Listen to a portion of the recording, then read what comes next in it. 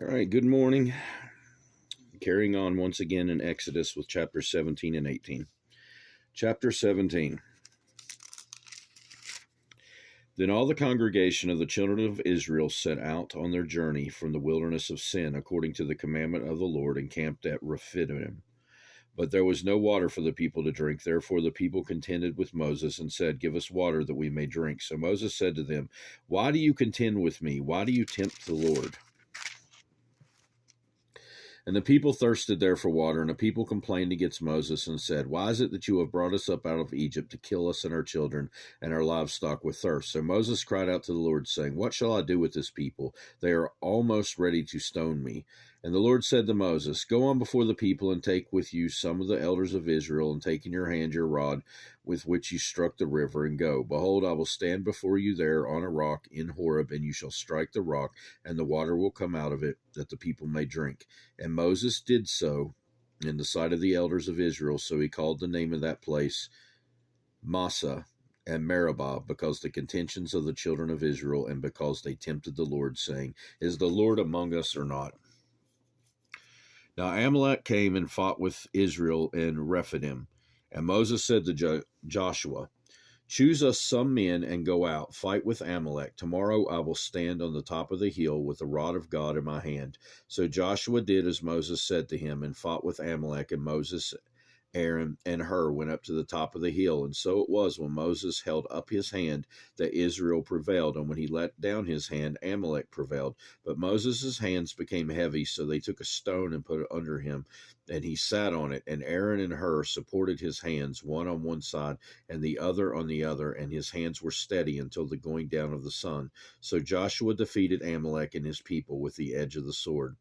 Then the Lord said to Moses, "Write this for a memorial in the book, and recount it in the hearing of Joshua, that I will utterly blot out the remembrance of Amalek from under heaven."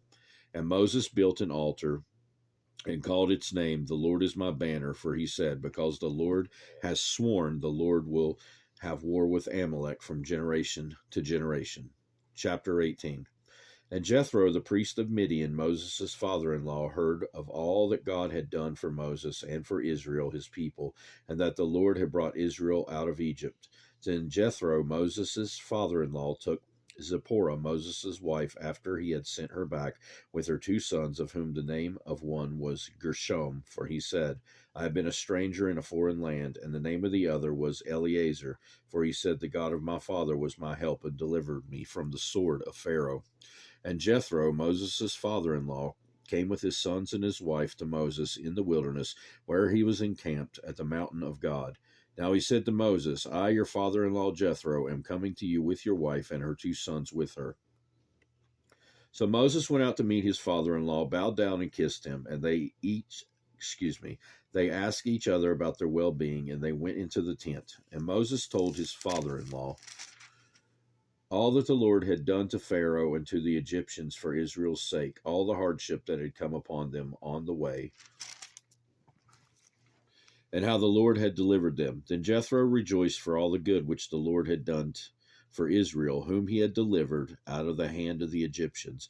And Jethro said, "Blessed be the Lord, who has delivered you out of the hand of the Egyptians, and out of the hand of Pharaoh, and who has delivered the people from under the hand of the Egyptians. Now I know that the Lord is greater than all the gods, for in the very thing in which they behaved proudly, he was above them." Then Jethro, Moses' father-in-law, took a burnt offering and other sacrifices to offer to God, and Aaron came with all the elders of Israel to eat bread with Moses' father-in-law before God. And so it was on the next day that Moses sat to judge the people, and the people stood before Moses from morning until evening. So when Moses' father-in-law saw all that he did for the people, he said, "What is this thing that you are doing for the people? Why do you alone sit, and all the people stand before you from morning until evening?" And Moses said to his father-in-law, "Because the people come to me to inquire of God. When they have a difficulty, they come to me, and I judge between one and another, and I make known the statutes of God and his laws." So Moses' father-in-law said to him, The thing that you do is not good. Both you and these people who are with you will surely wear yourselves out. For this thing is too much for you. You are not able to perform it by yourself. Listen now to my voice. I will give you counsel, and God will be with you. Stand before God for the people, so that you may bring the difficulties to God. And you shall teach them the statutes and the laws, and show them the way in which they must walk and the work they must do. Moreover, you shall select from all the people able men, such as fear God, men of truth, hating covetousness, and place such over them to be rulers of thousands, rulers of hundreds, rulers of fifties, and rulers of tens. And let them judge the people at all times. Then it will be that every great matter they shall bring to you, but every small matter they themselves shall judge, so it will be easier for you, for they will bear the burden with you. If you do this thing, and God so commands you, then you will be able to endure, and all the people will also go to their place in peace. So Moses heeded the voice of his father-in-law and did all that he had said.